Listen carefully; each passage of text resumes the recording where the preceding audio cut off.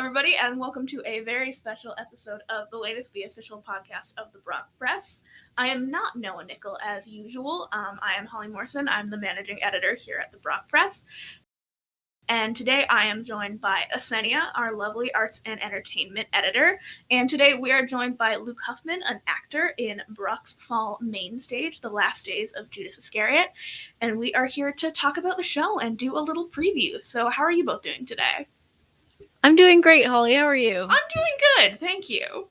How's Luke doing? I'm doing all right. We're sharing a microphone, so there might be a little delay. Yeah, don't tell Noah, but I broke something. I won't tell him. Yeah. So Asenia and I just want to really talk. Asenia wrote a wonderful preview of the show, so we're going to talk a little bit about the things that she talked about in that preview, and we're going to ask Luke some questions about the show. So we're going to get started now. Awesome. So again, thank you especially to Luke for being here. Luke doesn't work here, so he has no obligation to be here. He's just being very nice and agreeing to be interviewed. So I just wanted to ask you a little bit about the MainStage, about yourself. So first, could you introduce yourself to your listeners? Who are you? What do you do? Yeah, so I'm Luke Huffman. I'm a fourth-year Dart student, and I'm in the MainStage this year, which is, one of the main stages this year, which is Last Days of Judas Iscariot, and I played Judge Littlefield. So I yell a lot. That sounds very fun. Yeah. So you're playing Judge Littlefield. Can you tell us a little bit about that character? He's a judge. He fought in the Civil War, the U.S. Civil War. They don't say what side, but it's heavily implied he was Confederate. And he died, and now he's a judge. In purgatory. Yes, yeah. That's important. I should have said that. So yeah, we talked a little bit about the play, just the fact that it is set in purgatory. So obviously I'm not asking you to spoil anything for anyone who's going to come see the show, but could you sort of give a little summary of the show? What's it about? So basically, if I were to summarize it very quickly in the way that I summarize things, so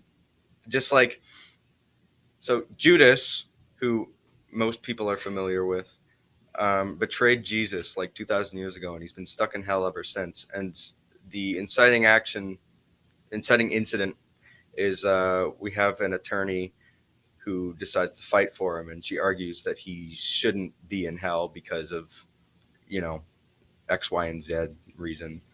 And so starts a whole court case.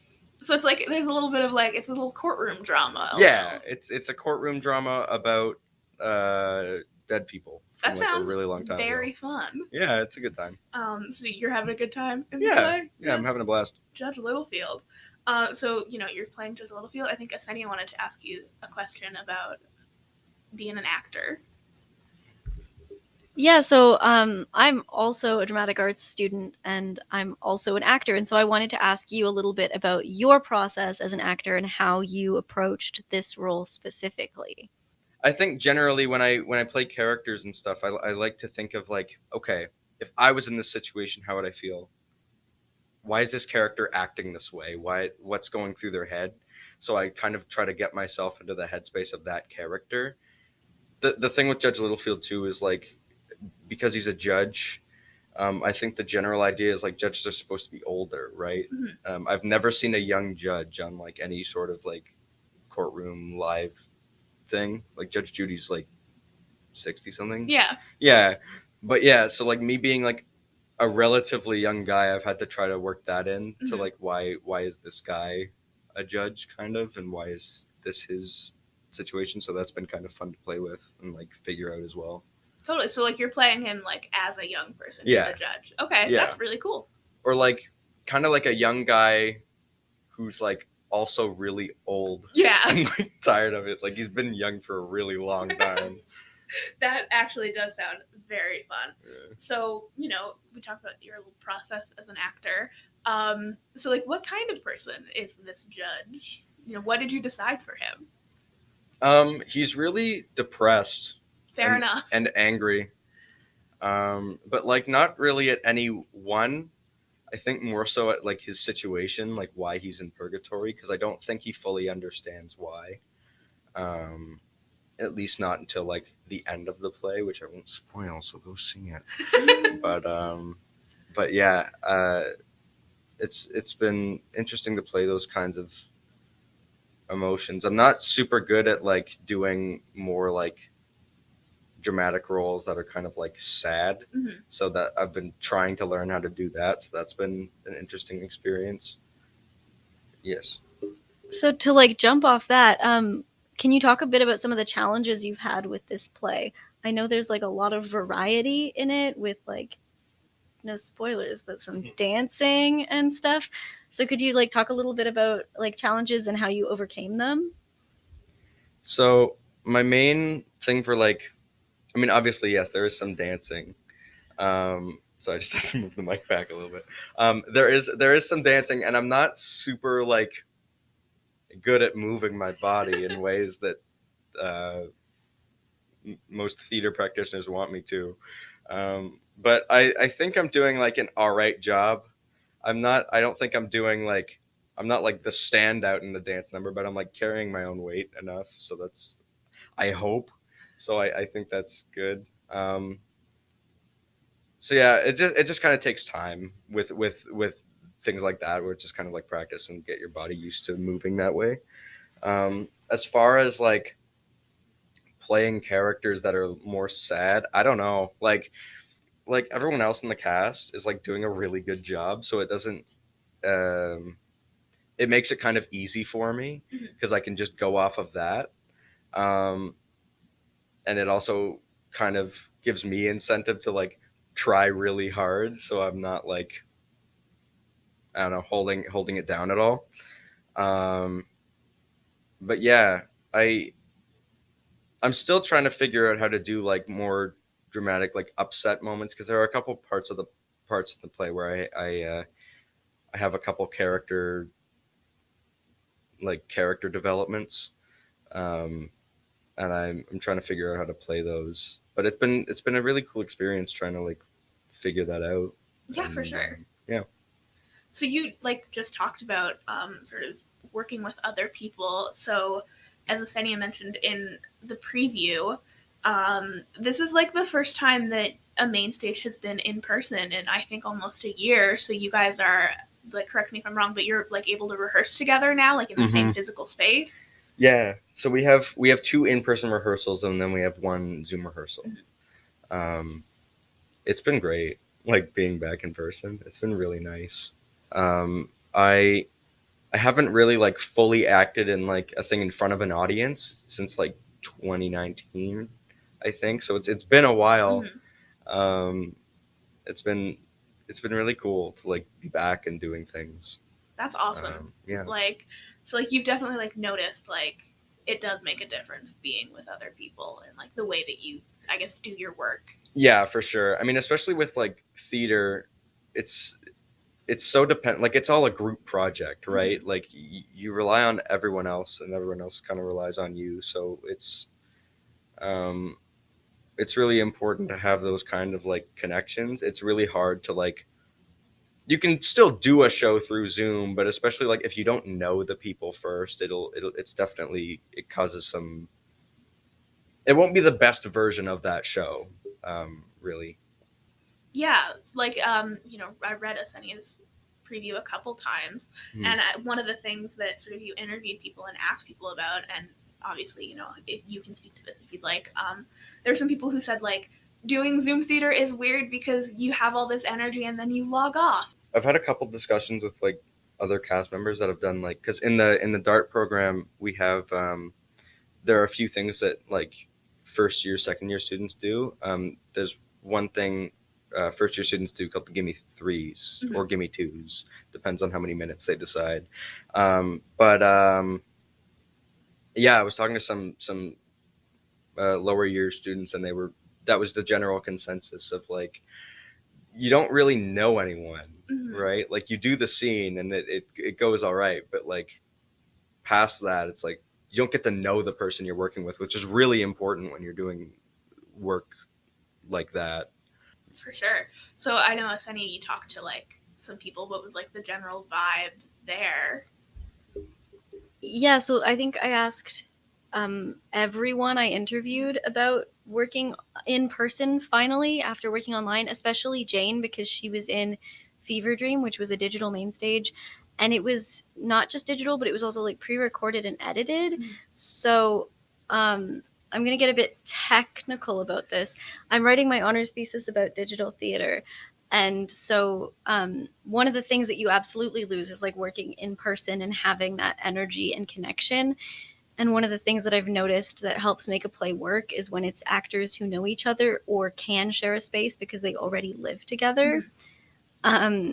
And also when a play is like specifically designed to be performed online, it works a lot better than when it's a play that's supposed to be in person that's been sort of like smushed into this new mold.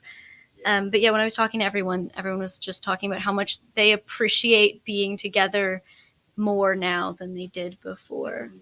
We talked about being in person with, the cast and crew.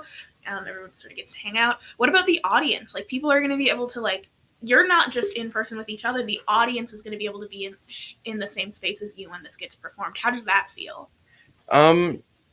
Good. It's nice because last year I directed one of the Gimme 3 things, and like obviously there was audience there and I could see the users in the Zoom chat room, mm-hmm. but I don't know how they're reacting to what's going on. I don't even know if they're enjoying what's going on, right? So I don't know what's landing and what isn't. So it's hard to kind of gauge how successful something was that way. But like with a live audience, you can tell like how the audience is enjoying the show and what's working. And it also helps to keep the energy up, because mm-hmm. like if they're liking the show, then you're, as an actor, you're kind of inspired to be like, all right, cool, let's keep going. With the way that the show's set up, we have a lot of like comedic kind of bits in it, and like obviously it's can I say sucks? Yeah. Okay. Oh, yeah. I'm saying sucks. Obviously it sucks when you're doing a bit and then no one laughs. Mm-hmm. And you have to kind of carry through anyway, but like when people laugh, it just, oh man, the energy in the room just gets so much better, and people just like the actors get more into it. I think it just helps with general engagement from like both sides. If one side's engaged, the other side's engaged, Yeah. And like when you're on Zoom, you can't tell who's laughing or not. They might be, but you won't know. Yeah, you'll get like the occasional like emoji in the chat that's like ha ha ha, and it's like, okay. But that just feels weird, right? Yeah. We were actually talking on our way here about liveness in theater, and we were talking about how it's impossible for a live performance to be the exact same way twice, and how with this production, like, your director is approaching it acknowledging that rather than sort of being like, you need to try to make it as the same as possible every time, which when you're doing that, it's like, why not just make a movie then? Do you want to talk about that? Yeah. So yeah, our director, Leighton Williams, he's wonderful. He's so great. It's been really cool to work with him, because he's like he's an actor's director. Like he knows what it's like to be an actor, and I think he's very accommodating with like, different decisions people make when they're performing, because like things change, even like when they don't intend to. Like someone can flow a line, and then someone could say something else, and then it like can end up being funnier, or it can end up working just as well. And like that's not to say we don't like try to stick to the script. Obviously you should stick to the script as much as you can, but like I think one of the great things about live performance is like you get that variation a little bit every night, and it also keeps things fresh for like the actors as well, because we have 5 shows that we're doing, and so doing the same thing every night the exact same way can get a little bit tiresome. So it's good to have a little bit of room to like play. Okay, so the question that I wanted to ask next was, what do you think you would like or be excited about with this play if you weren't in it, and if you were just someone who was watching it from the outside? So I did, like, as someone who had only heard about what the play is about, like conceptually, I'd be really down with it, because like I think the just the setting of it is so cool. Like it's such a fun place to set a play, and it's such a fun concept. Like a trial in purgatory is really cool to me. It's like there's so much room for like exploration there, and like we only see, I say only as if it's not a lot, but like we see a lot of characters like come in that are like from all these different eras because it's, you know, the afterlife. So there's that aspect of it, and then there's also like the script has so much like variety to it and like how scenes go, because there are some scenes that are really funny and there are some scenes that are really sad, and then we'll have some in between, so like there's a lot of, the audience kind of goes on a bit of a roller coaster a little bit. That's kind of deviating from the question a bit, but No, I think like you're good. but like yeah, I don't know, I guess like from an outsider looking in, I'd be interested in seeing it just because of like stuff like that. Like it just seems like a very interesting play. Yeah, it really does. And you know, I know you personally, and like you're a very, like, I think at least you're a very funny person. But you're also like capable of seriousness, and I think that the play finding that balance is really important. And you talk about your director, Asenia touched on it in the article. He's sort of a person who, you know, understands writing those ways of like comedy and seriousness, and he's also very, very passionate about the material. I think Asenia said that he'd like worked with it several times before, and he's written his own adapted version. So what's it like working with someone who's like so passionate about the material and also like so familiar with it? It's awesome. Like it's really nice to have like to work with him, because like you can tell that he really cares about the show, and like not just like putting on a good show, but like putting on the best version of like this show in particular, right? And it's cool that he's also familiar with like, it's cool that Leighton's also familiar with like the text, and like he's still able to try new things and stuff like that. Like it's really cool, and the energy that brings to the room is really great, because he's really fostered a creative kind of safe environment to like try things out and like have fun. We're approaching like these iconic religious and cultural characters in unconventional ways, and there's also this sense of like ensemble with the play. And so I just wanted to ask about like how all of these really different characters work together to create an ensemble, and then also like how you think that unconventional approach shapes the story and the themes of the play. So I've actually wondered about like how people, especially like very religious people, will like handle the subject matter of the play, because I don't think it's like anti-religion like at all.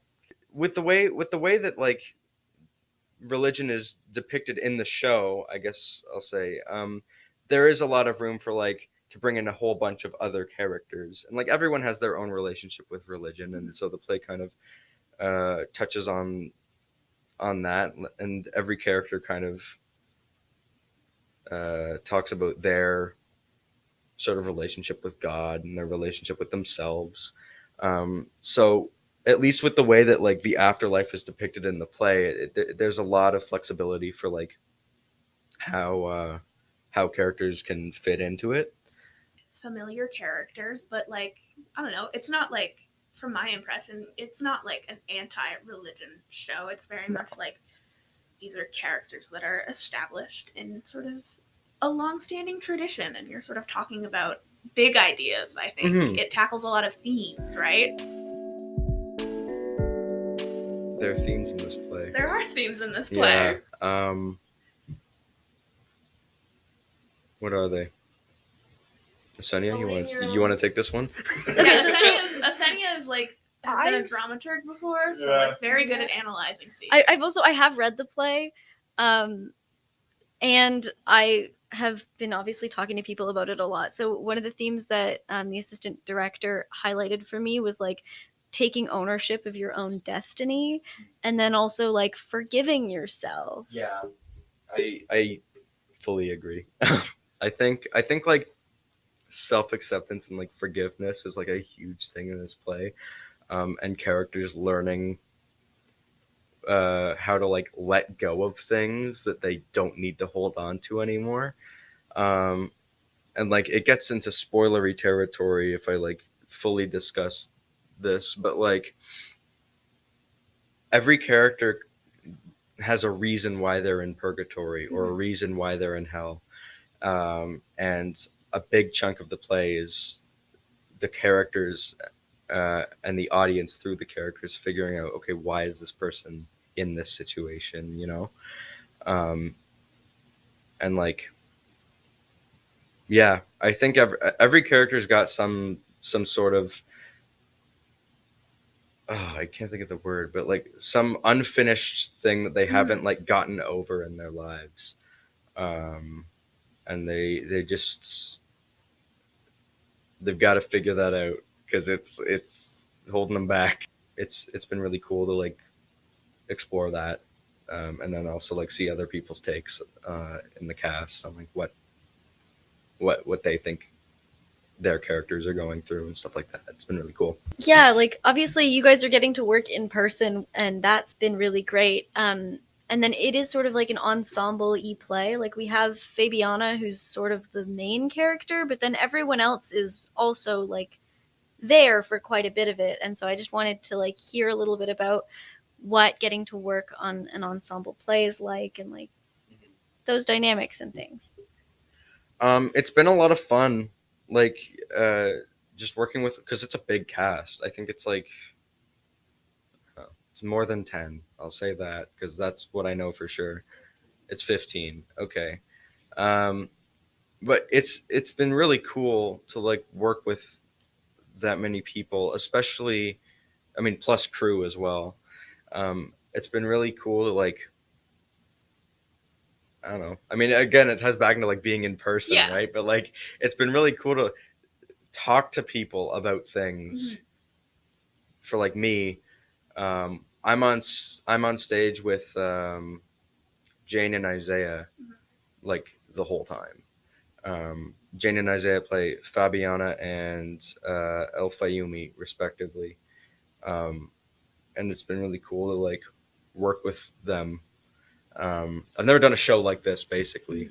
I'm used to having like a scene partner and then doing that, but like I've met so many really cool people through this, which has been a lot of fun.